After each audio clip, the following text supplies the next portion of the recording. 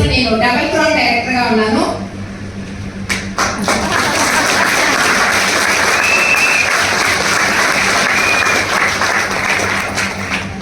ఇక్కడ నన్ను పిలిచి ఈరోజు ఇక్కడ గౌరవించిన మన గ్రేట్ కృష్ణ సార్ కి చాలా సార్లు కాల్ చేశారు.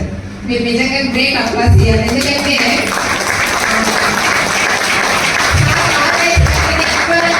డేట్స్ మాత్రమే 2 రోజులు కదా కన్ఫ్యూజన్. సాటర్డే సండే అంటే మాకు బాగా ఇష్టమైన రోజులు, ఎందుకంటే ఫీల్డ్ వర్క్ చేయడానికి.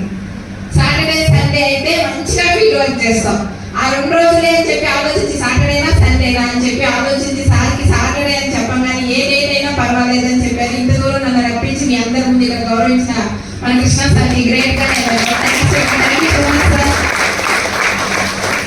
నెక్స్ట్ ఫస్ట్ నా తల్లిదండ్రులకి నేను కృతజ్ఞతలు తెలియజేసుకోవాలి, ఎందుకంటే వాళ్ళు లేకుండా మనం లేదు.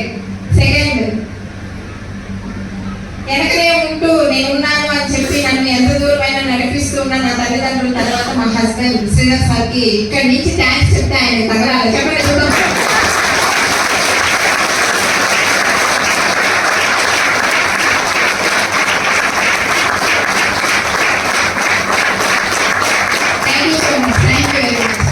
నెక్స్ట్ నా ముగ్గురు మగ పిల్లలే.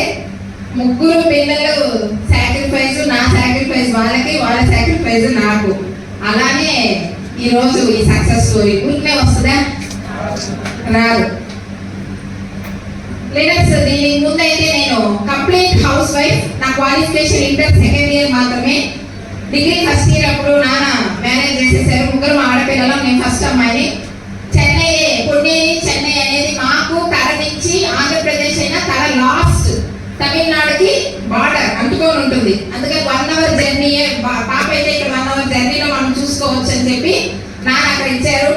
అక్కడ వెళ్ళిన తర్వాత డబ్బాలో గులకరాలు వేసి గులకరించినట్టే ఆ తమిళ్ నాకేం అర్థమయ్యేది కాదు. బయటకు వస్తేనే భయం. ఏందబ్బా ఈ తమిళ్ మనం ఎప్పుడు దీన్ని నేర్చుకునేది, ఎప్పుడు ఇక్కడ ఉన్న మనుషులతో మాట్లాడేది అని భయం వచ్చేది. కానీ ఇంట్లో జాయింట్ ఫ్యామిలీ ఉండడం వల్ల మేమే 10-11 మంది ఉంటాం ఇంట్లో. ఎంతమంది? 11 మంది జాయింట్ ఫ్యామిలీ. అందుకని బయటకు వెళ్ళే మార్గం అయితే అంత ఉండదు. ఇంట్లో తెలుగే మాట్లాడతారు. అందుకని ఆ తెలుగుతో అలా అడ్జస్ట్ అయిపోయాం. పిల్లలు స్కూల్ స్టేజ్ లో బయటకు రావాలంటే అప్పుడు ఏ లాంగ్వేజ్ కావాలి? ఖచ్చితంగా తమిళ్ కావాలి. నన్ను నా తెలుగు చూసి పిల్లలే షేమ్ గా ఫీల్ అయ్యే వాళ్ళు మిస్ తో మాట్లాడుతూ ఉంటే. నువ్వు వద్దు డాడీని పంపించు అనేవాళ్ళు. దీనికోసమన్నా మనం చిన్న చిన్నగా తమిళ్ నేర్చుకోవాలి అని చెప్పి వాళ్ళు నవ్వినా ఏం చేసినా చిన్నగా నేర్చుకొని మాట్లాడేదాన్ని. అలా వెళ్తున్న జర్నీలోనే మా మామయ్య రిటైర్ ఎస్ఐ, మా హస్బెండ్ ప్రైవేట్ ఎంప్లాయ్. మా మామయ్య చెప్పేది, నేను 1 రోజులో సంపాదించేది నువ్వు 1 month సంపాదిస్తున్నావా ఎలా అని అడిగేవాడు. అవునా? కాదు. మా మామయ్య రిటైర్ ఎస్ఐ, ఆయన 1 రోజులో సంపాదించేది మా హస్బెండ్ 1 నెల చదివితే సంపాదిస్తాడు. కరెక్టా? తప్ప? తప్ప. కరెక్ట్.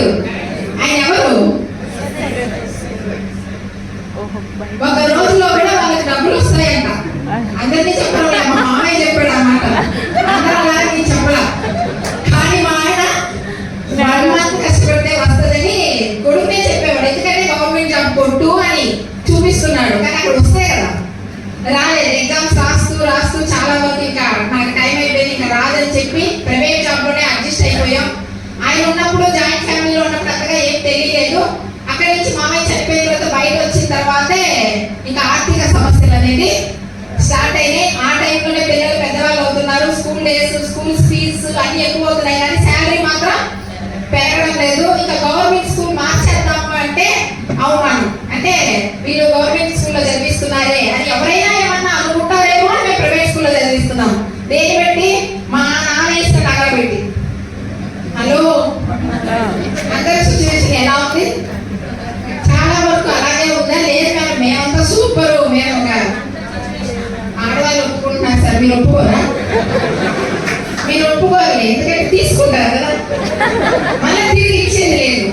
నేనేమి సమస్యల కోసం చెప్పడం లేదు. ఖచ్చితంగా మీరు దారిలాగా తీసుకుంటున్నారు, కానీ దారి ఉండి ఎవరు తీసుకోరు. ఆ విధంగానే అలా నానిచ్చిన నగలు దీనికా అని అప్పుడు అర్థమైంది. నేను వేసుకునే దానికి అనుకున్నా, కానీ ఏ రోజు అలాంటివన్నీ ఏమీ జరగలేదు. స్టార్టింగ్ లో వేసుకొని వెళ్ళేటప్పుడు అయితే మంచిగా అందరూ చూసేవాళ్ళు. ఎందుకంటే నాలో ఉన్న వాల్యూ ఏంటంటే నగలు.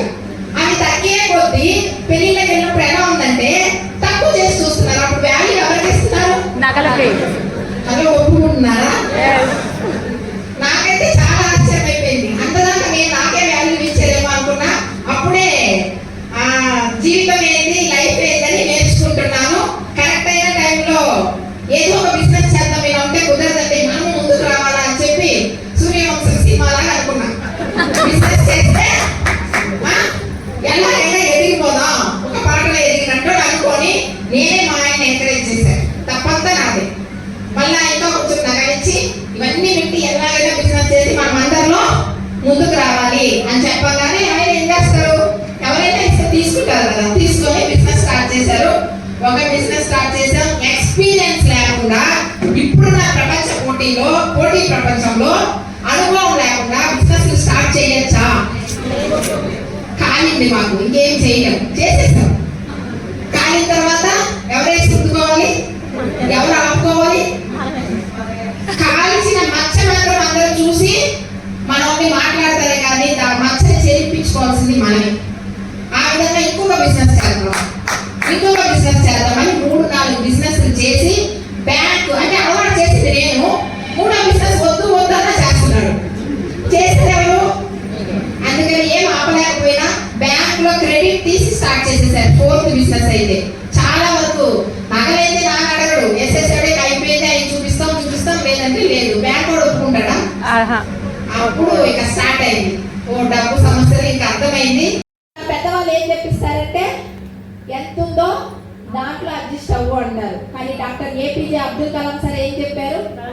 కళలు కనండి అంటారు. కళల్లో కూడా పిసినారితనం, కళల్లో కూడా అయ్యో అది అవుతుందా మేడం, 1,00,000 రూపాయలు ఇన్కమ్ అని చెప్పమ్మా నీ గోల్ అంటే 1,00,000 వద్దు మేడం 10,000 చాలు. 1,00,000 కదా పలుకు, 1,00,000 కదా కలగదు, అదేమన్నా దానికి ఏమన్నా డబ్బులా? ఆ విధంగా ఇల్లులు అందరికి ఉన్నాయమ్మా నీకే లేవంటే అమ్మ ఇల్లు అంటావే, మనం బంగ్లా కడతాను కట్టేనా లేదా? మనం పలికే మాటలు ఖచ్చితంగా మనకని దేవుడు ఆపర్చునిటీ ఇచ్చాడు. కాబట్టి ఇక్కడి నుంచి మీ డ్రీమ్ అనేది ఏంటని చెప్పి మీ ఇంట్లో రాసి అతికించేయండి. ఎంతమంది గోల్ చార్ట్స్ మీ ఇంట్లో అతికించున్నారు? చూడండి, చాలా తక్కువ మంది. దాన్ని చూసి వచ్చిన వాళ్ళంతా నవ్వుతారు. నవ్వుతున్నారే తీసే అంటాడు మా ఆయన. నవ్వుతారు, అవి అవుతాయి, బొమ్మలు ఉండు.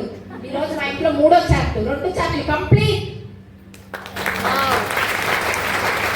చార్ట్ రాయండి. సక్సెస్ అయిన వాళ్ళు ఏమేమి చేశారనేది ఎవరైనా చెప్తారా? నేను చెప్తున్నా, చేద్దామా వద్దా? వాళ్ళు నవ్వని ఏడవని. మీ గోల్స్ ఎక్కడ, మీ డ్రీమ్స్ ఎక్కడ రాయాలా? చార్ట్ లో రాసి 10 మంది వచ్చిపోయే దగ్గర అతికించుకోవాలా. బెడ్రూముల్లో మూలల్లో అతికించుకొని తలుపు వెనకాల అతికించుకోకూడదు. ఎవరైనా చూస్తే నవ్వుతారు. వాళ్ళు నవ్వాలా, మనం గెలవాలా? 3rd, power of belief. Madam నేను జాయిన్ అయిపోయాను, నేను వర్కౌట్ చేస్తున్నాను, మీరు కానీ మా అక్క దగ్గరికి వచ్చారంటే మా అక్క దగ్గర పెద్ద సర్కిల్ ఉంది, మా మామ దగ్గర పెద్ద సర్కిల్ ఉంది, వాళ్ళ సర్పంచ్, వాళ్ళ పోలీసు, వీళ్ళందరూ వస్తే నేను గెలిచేస్తా. మిమ్మల్ని మీరు నమ్మితే గెలుస్తారు. ఎవరిని నమ్మద్దు, ఎవరి మీద డిపెండ్ అవ్వద్దు. ఈరోజు నేను డబల్ గ్రౌండ్ డైరెక్టర్, 12 లైన్లు ఉన్నాయి. ఈ రోజు నేను మీ దగ్గరకు వచ్చేదానికి ముందు నా డైరెక్ట్ లైన్ కి 3 హోమ్ మీటింగ్స్ ఇచ్చేసే వచ్చా. నా వరకు నాది, నా టీం ఏం చేస్తుందో నాకు తెలియదు. ఏ టీం మీద డిపెండ్ అవ్వను, నేను చేస్తున్నానా లేదా. ఎవరిని నమ్ముకోవాలి? మిమ్మల్ని మీరు నమ్మండి. అప్పుడేం చేస్తున్నారు? Okay down line side volume కావాలి కదా. అప్పుడు వెళ్ళి అడిగేది, డాడీ కొంతమంది చూపి ఇవ్వాలి, నేను ఇలా కంప్లీట్ చేయాలంటే ఇంటింటికి అడగేది. నేను బిజినెస్ ఇవన్నీ వద్దంటుంటే తిరిగి ఇక్కడికే వస్తున్నావు అని చెప్పి వార్నింగ్ ఇచ్చి పంపించాడు. అలాంటి మా నాన్న ఎప్పుడు వచ్చాడు? ఈ రోజు మా నాన్న ఇన్కమ్ డైమండ్ డైరెక్టర్ గా 1,22,000. ఆ విధంగా 1,00,000 రూపాయలు, 96,000, 1,15,000, 1,09,000, 1,09,000, లక్షకి తగ్గేదే లేదన్నట్టు ప్రతి నెల స్టేట్మెంట్స్ 1,00,000, 1,30,000, 1,40,000, 1,66,000, 2 లక్షలు, 2.5 లక్షలు, 3 లక్షలు అయింది, 3.5 లక్షలు అయింది. పోయిన మంత్ ఇన్కమ్ 4,32,800.